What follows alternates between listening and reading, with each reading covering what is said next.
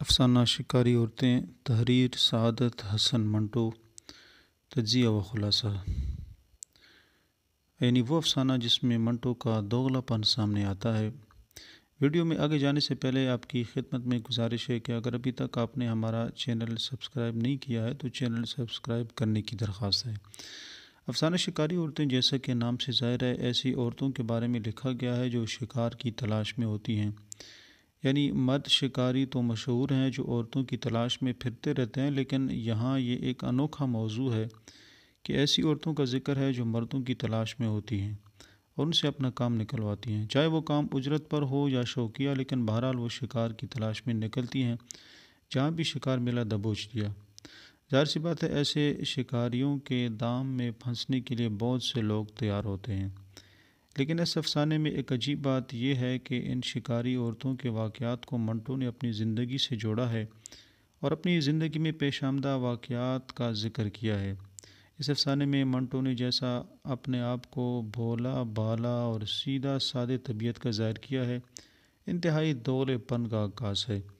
ایک طرف منٹو صاحب اپنے آپ کو تلخ حقیقت نگار کے طور پر دنیا کے سامنے پیش کرتے ہیں اور طوائف کی زندگی قریب سے نظارہ کر کے طوائف کو اسی انسانی دنیا کے گوشت پوست کا انسان کے طور پہ پیش کرتے ہیں، جو اپنے سینے میں دھڑکتا ہوا دل بھی رکھتی ہے، انسانیت کے لیے رحم کا جذبہ بھی اس میں موجود ہے، خدا سے تعلق اور مذہب کا احترام بھی اس کی زندگی کا حصہ ہے۔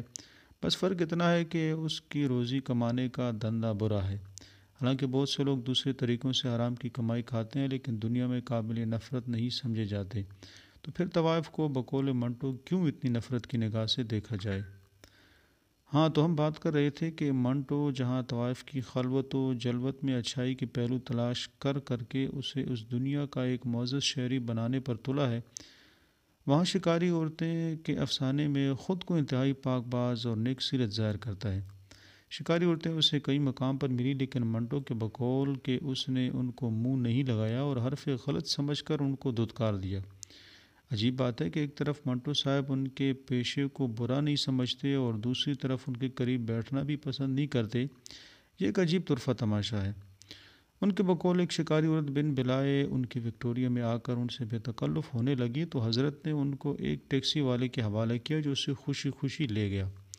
افسانہ بو میں گھاٹن لڑکی کے جو فضائل منٹو نے بیان کیے تھے، اس کے برعکس جب ایک گھاٹن لڑکی اس کے فلیٹ میں آئی تو منٹو نے اپنے نوکر فضل الدین کے ذریعے اس سے جان چھڑائی۔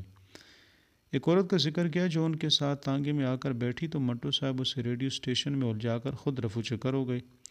ایک برقعے والی عورت جو بار بار ان کے گرد منڈلا رہی تھی، بقول منٹو کہ ان کو ایک نیک سیرت ساتھی نے اسے اپنی نکاح میں لے لیا۔ سوال پیدا ہوتا ہے کہ منٹو کیا اتنا شریف تھا کہ وہ عورتوں کو منہ نہیں لگاتا تھا؟